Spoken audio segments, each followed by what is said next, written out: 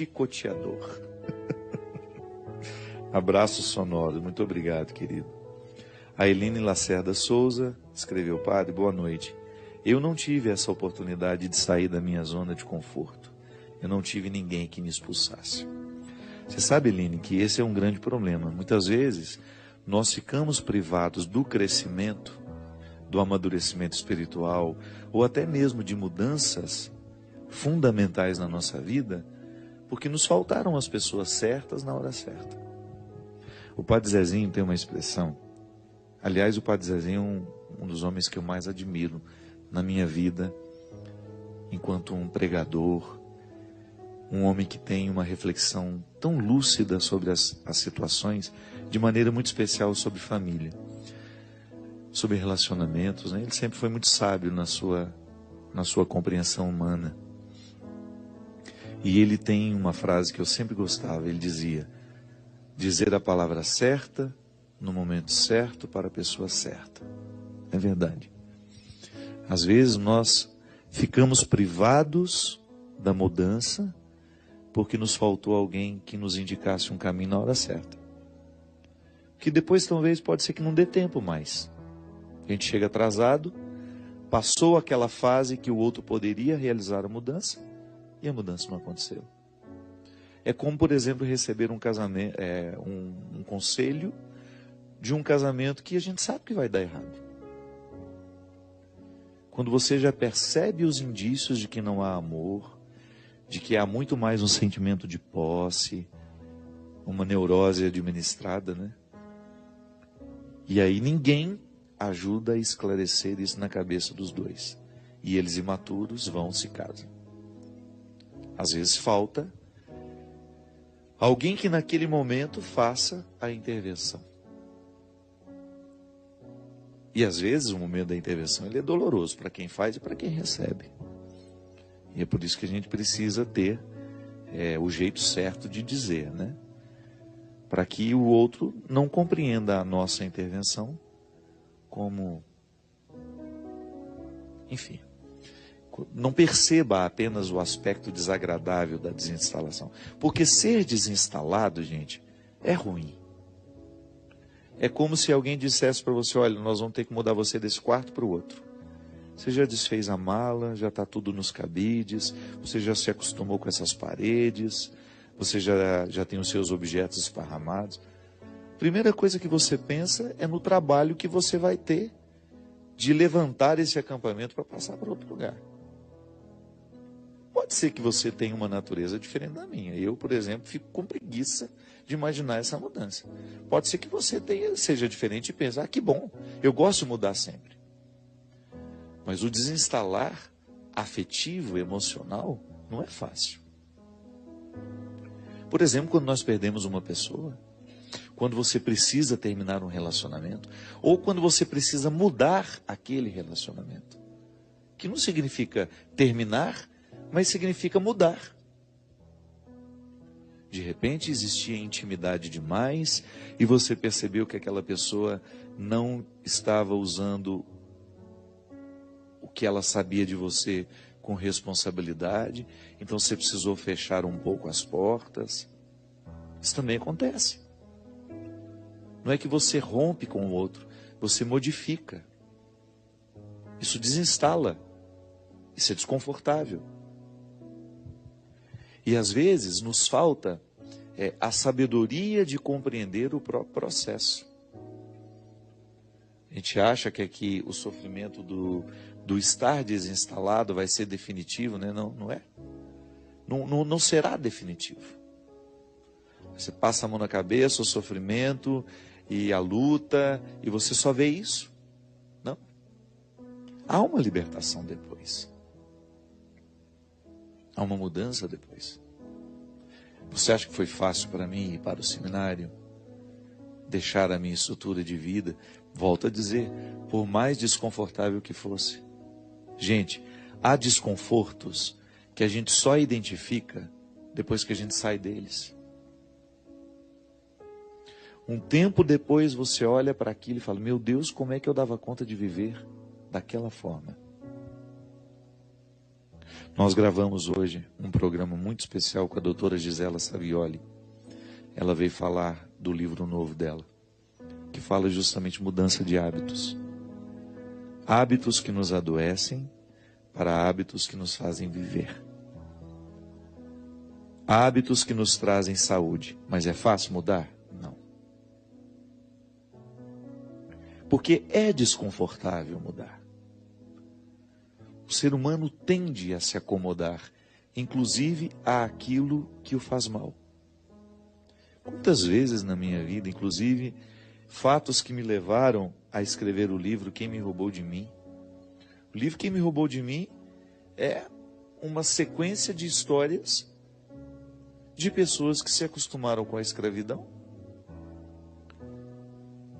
e que de repente perceberam que estavam morrendo. Não no corpo, mas uma morte emocional. Estavam perdendo a alegria, estavam perdendo a satisfação. E de repente o próprio livro funciona como uma voz que vem e desinstala. Eu sempre gosto de ler textos que me desinstalam, que provoquem em mim a minha capacidade de pensar e de refletir. Aliás, religião é isso, né? Religião é isso. É uma instância humana, porque os símbolos religiosos são todos humanos, embora eles façam referência a Deus. São textos de realidades humanas que nos ajudam a pensar a nossa vida. E esse pensar a nossa vida tem de ser o exercício diário. Eu não posso viver bem se eu não reflito a vida que eu vivo. É aquela velha história que eu falava no início do programa. Eu me acostumo com o pouco que eu já encontrei de mim, e a religião vem, me coloca conceitos novos, compreensões novas, que me fazem pensar no muito que Deus já enxerga no pouco que eu já sou. Vamos repetir isso, que parece difícil, mas não é. A religião, ela pode me ajudar a partir do pouco que eu consigo ser, acreditar no muito que Deus enxerga no pouco que eu já sou. Aí eu tenho um processo a ser vivido. Da mesma maneira como para eu me tornar doutor, eu tenho etapas. Primeiro eu preciso aprender a ler e escrever. Um doutor, um dia, precisou de o grande doutor hoje, um dia precisou de alguém que o ensinasse a ler e escrever. Aliás, nessa emoção imensa, que foi um grande presente, que o programa do Caldeirão do Hulk me deu, uma homenagem lindíssima, muito respeitosa, né? Primeiro porque o Luciano é meu amigo, ficamos amigos de uma forma muito especial numa missa. Ficamos especiais, a Angélica é muito católica, a família viveu um acidente terrível, né, e saíram todos vivos. E aquilo mudou a estrutura daquela casa, mudou a estrutura daquela família. Eu fiquei amigo deles neste momento. E, pelo carinho que ele tem comigo, me proporcionou um programa que reconstruiu aquilo que eu considero o divisor de águas na minha vida. Foi a minha escola. A oportunidade que eu tive de aprender a ler e escrever, e de depois, dentro daquela escola, descobrir a biblioteca que abriu a minha mente. Agora, foi bom ir para a escola? Não. Eu sinto até hoje o frio na barriga daqueles primeiros dias. Tenho pavor de escola até hoje. Eu vejo um lápis bicolor, me dá até um arrepio, de tanto pavor que eu tinha daquele lápis. Sabe, aquele de um lado era azul, do outro lado era vermelho? Eu tenho pavor daquele lápis. Tudo que me lembra a escola me dá frio na barriga. Mas eu precisei viver, cara. E sei que foi a experiência mais desconfortável, que foi a primeira vez que eu fui expulso da minha casa, foi a primeira vez que eu fui desonerado, que eu precisei ir viver um mundo que não era o meu, mas por outro lado, aquela primeira expulsão, depois as de muitas outras, foram fundamentais para as mudanças que Deus fez na minha vida. Sabe, minha gente, nesse mundo que prega tanto a mesmice, neste mundo que está acostumado a passar a mão na nossa cabeça, a retirar a nossa autoridade como pai e mãe, ou a nos fazer pensar que a amizade ela só tem sentido se for para a gente se divertir juntos, vai ficando cada vez mais difícil a gente ser desinstalado. E esse problema que a Eline diz aqui, de que não teve alguém que a desinstalasse na hora certa, pode ser.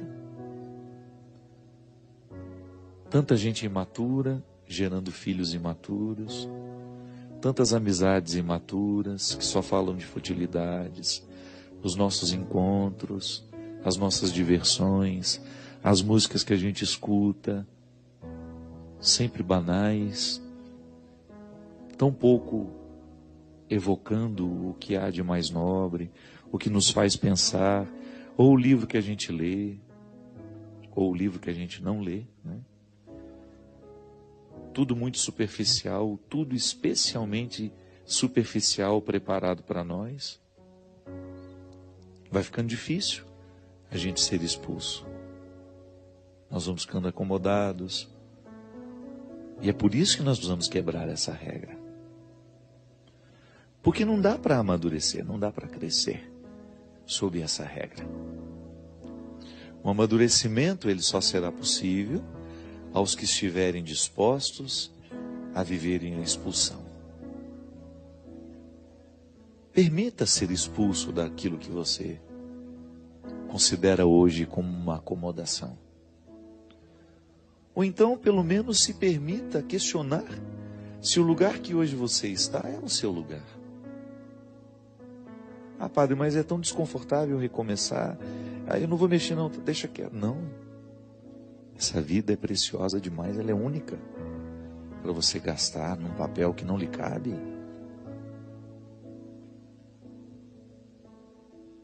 Não. O sacrifício vale a pena, desde que seja para nos tornar quem de fato podemos ser. Aí todo sacrifício será bem-vindo, se for para nos tornar quem nós podemos ser. O pouco que você é agora, tornar o muito que Deus já enxerga. Muito obrigado pelo seu carinho. Desculpe-me pela ausência, foi por muitos motivos. A morte da minha irmã, o cansaço que foi demais, as muitas viagens para lá e para cá, a peregrinação, e eu fiquei um tempo afastado do programa de direção espiritual, e vocês tão pacientemente assistindo às reprises, acompanhando da mesma forma, muitas palavras de carinho, de apoio, outras desaforadas, achando que eu estava abandonando. Não. Esse aqui é o meu lugar. Eu faço questão de estar sempre aqui. Se eu não estou, é porque eu de fato esgotei todas as possibilidades e não sobraram outras. Que Deus derrame sobre nós a bênção e a proteção do céu. O Deus Todo-Poderoso, Pai, Filho e Espírito Santo.